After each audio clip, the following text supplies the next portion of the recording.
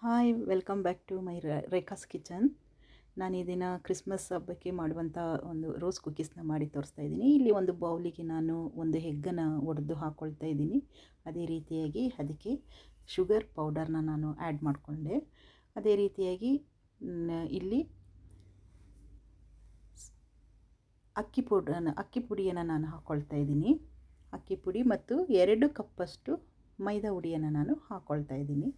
1 ಕಪ್ಪಷ್ಟು ಅಕ್ಕಿ ಹುಡಿ, ಅರ್ಧ ಕಪ್ಪಷ್ಟು ನಿಮಗೆ ಯಾವ ಥರ ಶುಗರ್ ಬೇಕು, ಸ್ವೀಟ್ ಬೇಕು ಆ ಥರ ನೋಡಿಕೊಂಡು ಶುಗರ್ನ ನೀವು ಹಾಕ್ಕೊಳ್ಬೋದು. ಈಗ ಈ ರೀತಿ ಸಹಾಯದಿಂದ ನಾನು ಈ ಒಂದು ಬೀಟರಿಂದ ನಾನು ಇದನ್ನು ಚೆನ್ನಾಗಿ ಮಿಕ್ಸ್ ಮಾಡ್ಕೊಳ್ತಾ ಇದ್ದೀನಿ. ಇದಕ್ಕೆ ನಾನು ತೆಂಗಿನ ಹಾಲನ್ನು ಹಾಕ್ಕೊಳ್ತಾ ಇದ್ದೀನಿ.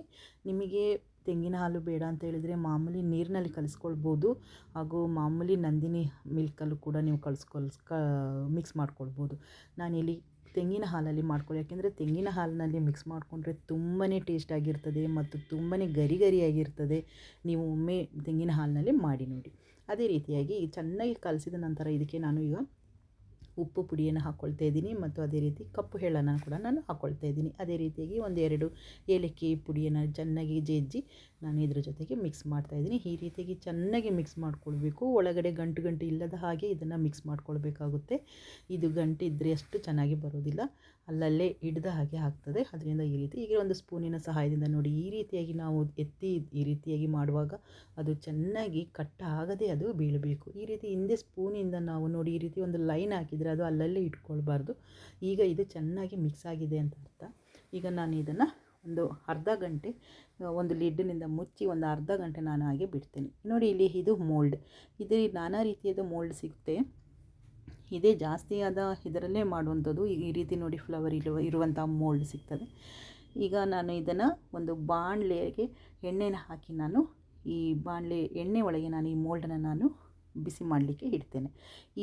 ನಾವು ಎಣ್ಣೆ ಹಾಕಿದಲ್ಲಿಂದ ಈ ಮೋಲ್ಡನ್ನು ಅದರ ಒಳಗೆ ಚೆನ್ನಾಗಿ ಮುಳುಗೋ ರೀತಿಯಲ್ಲಿ ಅದನ್ನು ನಾವು ಇಡಬೇಕಾಗುತ್ತೆ. ಇದು ಚೆನ್ನಾಗಿ ಕಾಯಬೇಕು. ಚೆನ್ನಾಗಿ ಕಾದ ನಂತರ ಇದನ್ನು ತೆಗೆದು ನಾವು ಈಗ ಮಾಡಿ ಇಟ್ಕೊಂಡಂತಹ ಹಿಟ್ಟಿಗೆ ನಾವು ಮುಳುಗಿಸಿ ಇದರೊಳಗೆ ಬಿಡಬೇಕಾಗುತ್ತೆ. ಈಗ ಇದು ಕಾದಿದೆ ನೋಡಿ. ಈಗ ನಾನು ಇದರೊಳಗಡೆ ಫುಲ್ಲು ಇದರಲ್ಲಿ ತುಂಬಾ ಮುಳುಗಬಾರ್ದು ನೋಡಿ, ಈ ರೀತಿಯಾಗಿ ಮುಳುಗಿಸಿ ಬಿಡಬೇಕು. ಇದು ತಾನಾಗೆ ಒಂದು ಸಲ ಮಾಡುವಾಗ ಅದು ಅಷ್ಟು ಚೆನ್ನಾಗಿ ಬಿಡೋದಿಲ್ಲ, ಈ ರೀತಿ ಆಗ್ತದೆ. ನಂತರದಲ್ಲಿ ಅದು ತಾನಾಗಿ ಅದು ಚೆನ್ನಾಗಿ ಓಪನ್ ಆಗಿ ಅದೇ ಆಗಿ ಬಿಟ್ಟು ಬರ್ತದೆ. ಅದೇ ರೀತಿಯಾಗಿ ಈಗ ಪುನಃ ನಾನು ಇನ್ನೊಂದು ಮಾಡಿ ತೋರಿಸ್ತೇನೆ. ದೊಡ್ಡ ಬಾಂಡಲಿ ಮನೆಯಲ್ಲಿದ್ದರೆ ಒಂದೇ ಸಲ ಒಂದು 7-8 ಈ ರೀತಿಯಾಗಿ ನಾವು ಮಾಡಿ ಬಿಡ್ಬೋದು. ತುಂಬಾ ಕ್ರಿಸ್ಪಿಯಾಗಿರುತ್ತೆ, ತುಂಬ ಚೆನ್ನಾಗಿರ್ತದೆ.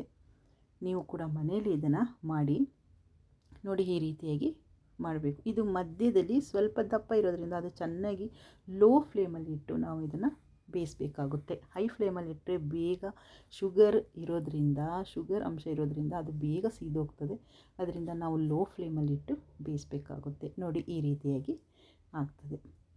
ಇದು ತುಂಬಾ ಟೇಸ್ಟಿ ಕ್ರಿಸ್ಮಸ್ ಹಬ್ಬದ ಇದು ಸ್ಪೆಷಲ್ ತಿಂಡಿ. ನೋಡಿ ಈ ರೀತಿಯಾಗಿ ಆಗಿದೆ, ತುಂಬಾ ಕ್ರಿಸ್ಪಿಯಾಗುತ್ತೆ. ನೋಡಿ ಈಗ ನಾನು ಇದನ್ನು ಒಂದು ಒಡೆದು ನಾನು ತೋರಿಸ್ತೀನಿ ನೋಡಿ, ಇದೆಷ್ಟು ಚೆನ್ನಾಗಿ ಕ್ರಿಸ್ಪಿಯಾಗಿ ಬಂದಿದೆ. ನಿಮಗೆ ಈ ಪೇಜ್ ಇಷ್ಟ ಆದಲ್ಲಿ, ಈ ತಿಂಡಿ ಇಷ್ಟ ಆದಲ್ಲಿ ನೀವು ಲೈಕ್ ಮಾಡಿ, ಸಬ್ಸ್ಕ್ರೈಬ್ ಮಾಡಿ, ಶೇರ್ ಮಾಡಿ ಹಾಗೂ ಕಮೆಂಟ್ ಮಾಡಿ ಫ್ರೆಂಡ್ಸ್. ನಿಮಗೆಲ್ಲರಿಗೂ ಕ್ರಿಸ್ಮಸ್ ಹಬ್ಬದ ಆರ್ಥಿಕ ಶುಭಾಶಯಗಳು ಹಾಗೂ happy new year, happy Christmas.